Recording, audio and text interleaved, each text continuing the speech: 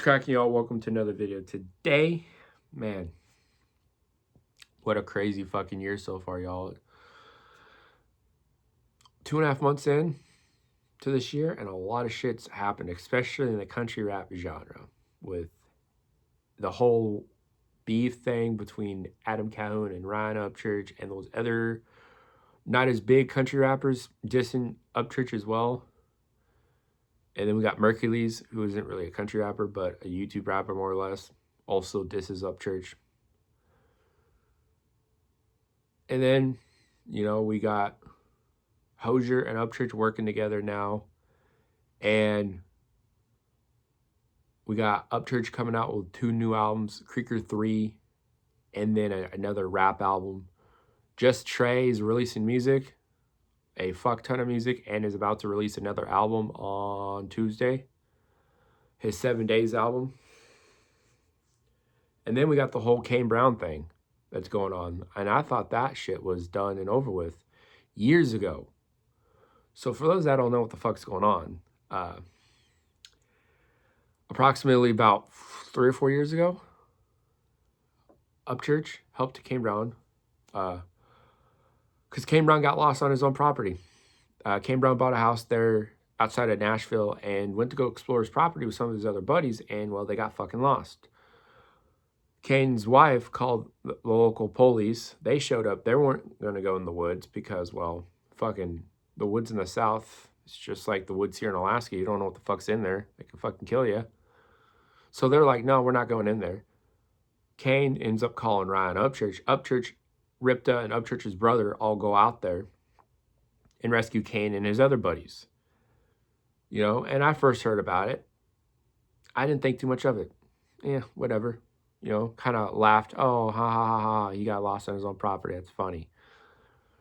And then, you know, it kind of didn't hear much of it other than Upchurch making fun of Kane Brown in his song Said Fuck It, right? That's kind of the only thing that I seen Upchurch do about it. He didn't make a video, didn't make a post about it, nothing other than that, right?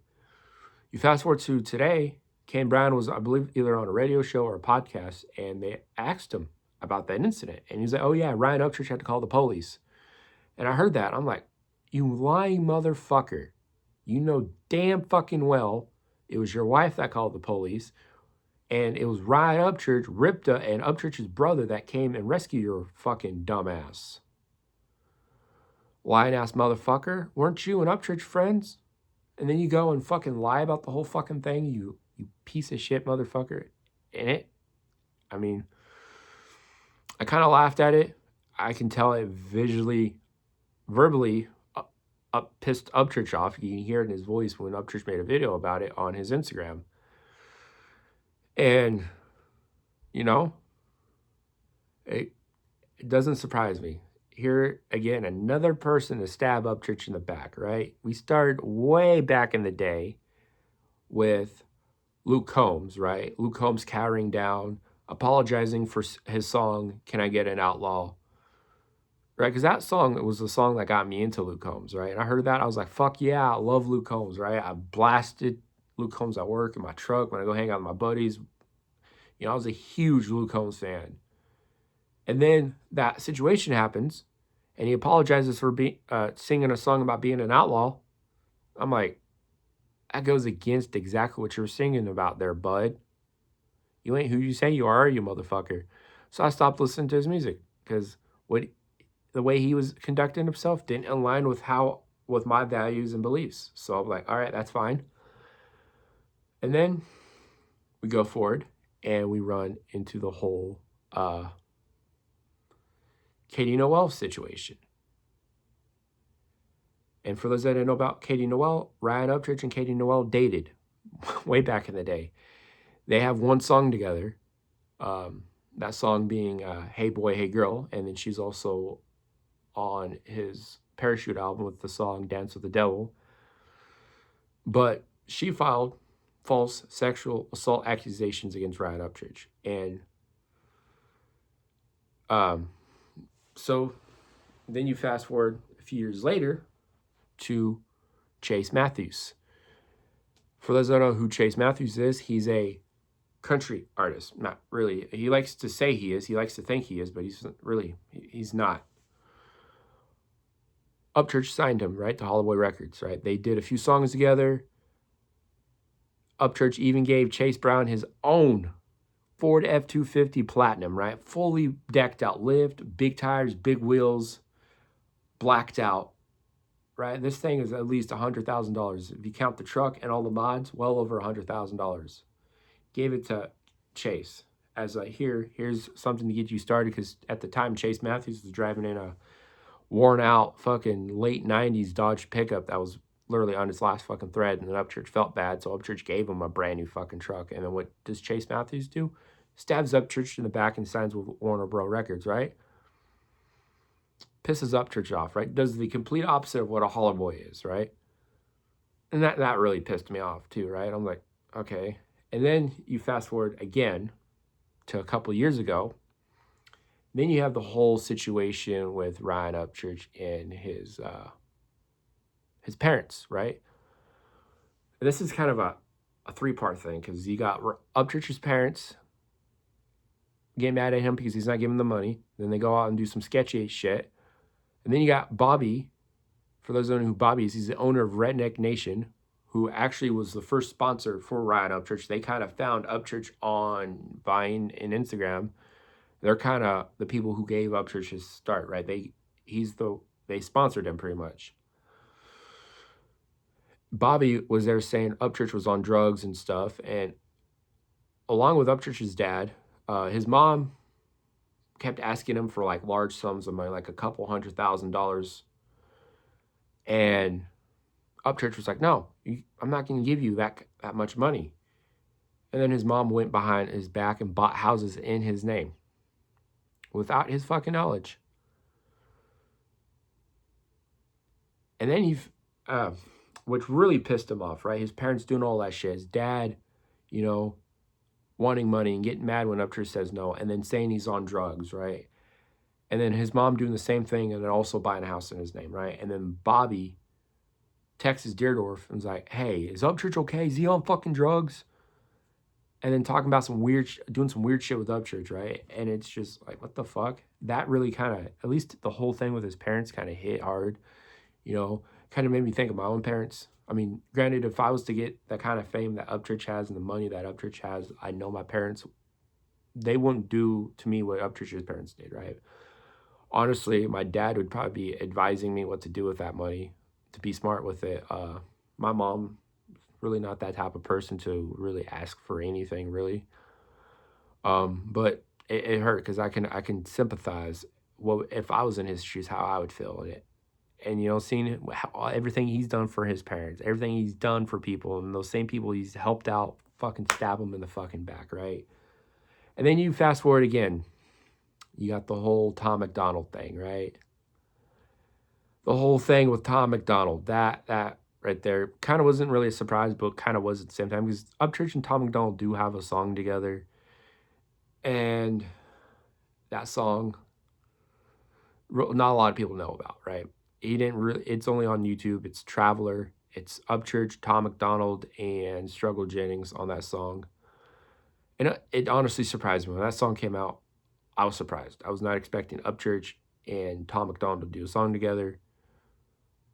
A lot of people probably don't know about it, because Upchurch, I believe, since then has taken it off YouTube. I am not sure about that. That's something, if you guys know, if he has, let me know in the comments. And then you go with the whole thing with where we're at now, with the whole beef between Upchurch and Adam Calhoun, right? And then you go now the whole Kane Brown scenario.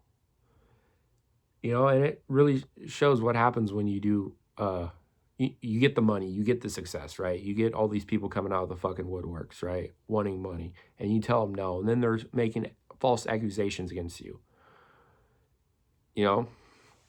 And Upchurch is dealing with the same shit that most artists would fucking kill themselves over, right? The shit that fucking Kurt Cobain blew his brains out over. The same shit Upchurch is dealing with right now. But Upchurch, as we all know, is a fucking troll and likes to troll people and make fun of people. That's just how he's been since the very beginning. with those videos he made on Vine and on Instagram. And honestly, it's going to be funny to see who stabs Upchurch in the back next. I'm probably not going to be surprised by whoever it is, though, because it seems like everyone does, you know.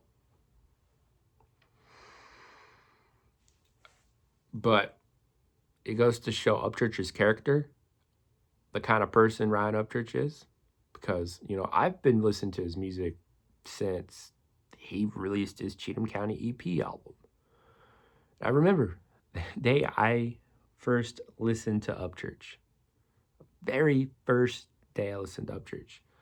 I was behind the local high school here. Not the high school I went to, but another high school that's here. One of my buddies had texted me. He's like, hey, meet me here at the school, behind the school after school. We can smoke and fucking just whip donuts to blast music. And I'm like, all right, bet. So I meet him there. We hop in his pickup and, you know, we're fucking driving out there, blasting Hank Williams. And then he's like, dude, you know that Ride Upchurch redneck guy, right? I was like, yeah, dude, I love his fucking videos. He's fucking hilarious. He's like, yeah, he has fucking music now. I'm like, wait, what? And he played me Country Fried off his Cheatham County EP. And I'm like, hold up, what? And I was just blown away by it. You know, a dude from the country actually rapping. And it was the greatest moment of my life, right? Fast forward a year and a half later, my good buddy ends up taking his own life. And it hit me real hard. Because at that time, I was going through a rough moment. The girl I was dating at the time, me and her were on the verge of breaking up. My dad and I weren't getting along at that time, and I was having issues at work.